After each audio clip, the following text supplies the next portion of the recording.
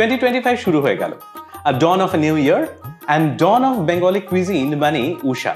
আর উষা মানেই তো নতুন দিন, নতুন সকাল।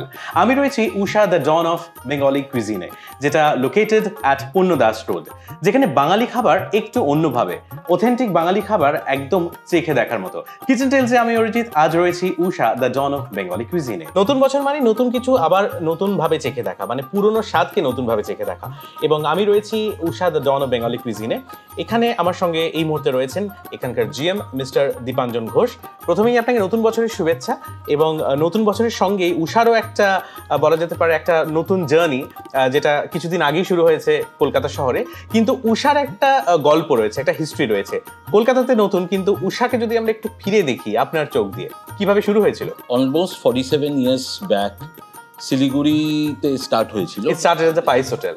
শিলিগুড়িতে পাইস হোটেল খুব বিখ্যাত। শিলিগুড়িতে gateway of the the hills, hills. তো যারা ট্রেনে করে যায় এবং ওঠার আগে হিলসে বা হিলস থেকে নামায়, এরকম ঘরোয়া খাবার খেয়েই তারা ঘরোয়া খাবারটাই পছন্দ করে। তো শিলিগুড়িতে অনেক পাইস হোটেল স্টার্ট হয় একটা সময়, এবং তার মধ্যে Usha is one of the leading, এবং এখন পুরনোদের মধ্যে উষাই রয়েছে শিলিগুড়িতে পাইস হোটেলের মধ্যে। আর নামটা অনেকেই জিজ্ঞেস করে যে উষা নামটা কেন। তো Usha basically is the name of the grandmother of এখন যিনি কর্ণাধার রয়েছেন মিস্টার জয় ঘোষ। কলকাতায় কেন আনা হলো? আমরা যখন উষা দেখেছিলাম শিলিগুড়িতে, তো আমরা দেখলাম যে শিলিগুড়িতে যে উষার খাবার, যা কোয়ালিটি এবং যেরকম তার popularity, everybody talks about the place. ওইখানকার পাইস হোটেলের থালিজও আছে, আমরা সেটাকে ফিস্ট বলি, কারণ বাঙালিরা ফিস্ট একটা ভেরি নস্টালজিক কানেকশন আছে। ওনার যে রেসিপিস, পুরনো কিছু রেসিপি, সেগুলো মেনুতে নিয়ে এসেছি উইথ সাম নিউ টুইস্টস। আমি এক একটা করে যদি পদে যাই, যেটা এই মুহূর্তে সামনে রয়েছে, আমি জানি যে menu card is very interesting. প্রথমেই আমার চোখ যাচ্ছে Nilkantha pulao, which is very unique. মানে এটা বোধহয় কলকাতা শহরে অন্য কোথাও আমরা আজ পর্যন্ত দেখিনি। তো নীলকণ্ঠ পোলাও নামটা শুনে যেটা মনে হচ্ছে এর মধ্যে নিশ্চয়ই নীলকণ্ঠ ফুল বা অপরাজিতা ফুলের একটা এসেন্স বা নির্যাস কিছু রয়েছে। এক্স্যাক্টলি। এখন দেখুন, বেসিক্যালি আমরা আগে তো বাঙালিরা শুধু একটাই পোলাও জানতাম, যেটা হলো যে আমাদের যে কাজু কিশমিশ দিয়ে মিষ্টি পোলাও বানানো। This is an innovation.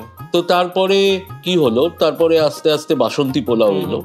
Now what we have thought is that Basanti Pulao is very common, very regular, to give something new, যে কলকাতার খাদ্যপ্রেমীদের একটা নতুন কিছু স্বাদ যদি আমরা দিতে চাই।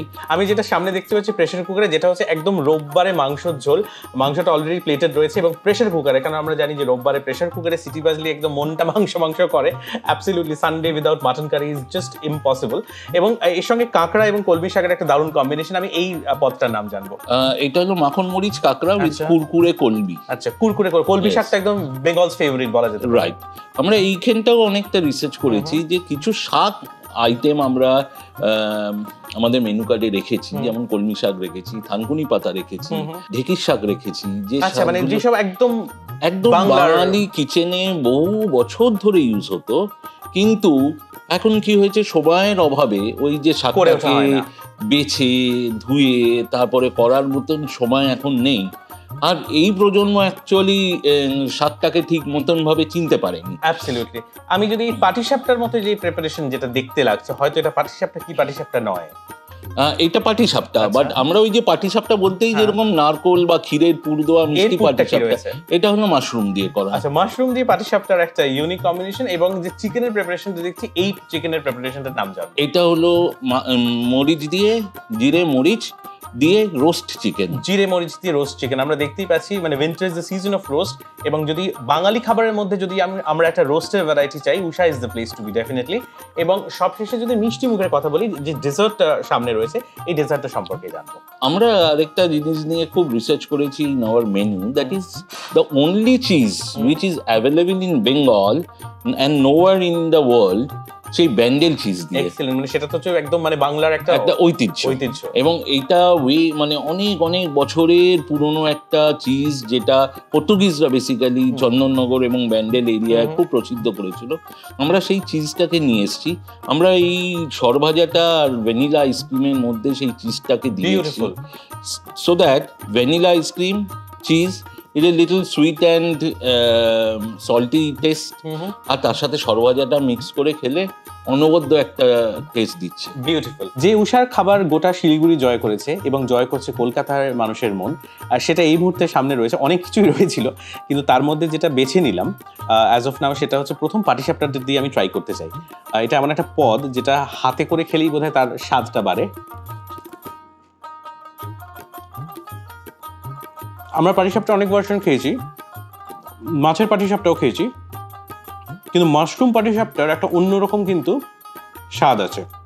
মানে বলাই বাহুল্য, যে রেসিপি নিয়ে এতটা রিসার্চ, যেটা রেসিপি খাতা থেকে মেনু কার্ডে উঠে এসছে, সেটার তো একটা ট্রানজিশন, সেটার একটা ইতিহাস তো থাকবেই। সামনে রয়েছে নীলকণ্ঠ পোলাও, যেটা নিয়ে কথা হচ্ছিল। এই পোলাওটা টেস্ট করাটা ডেফিনেটলি একটা ইউনিক ব্যাপার, কারণ কলকাতা শহরে কিন্তু আমরা এই পোলার উল্লেখ কোথাও আমরা পাইনি।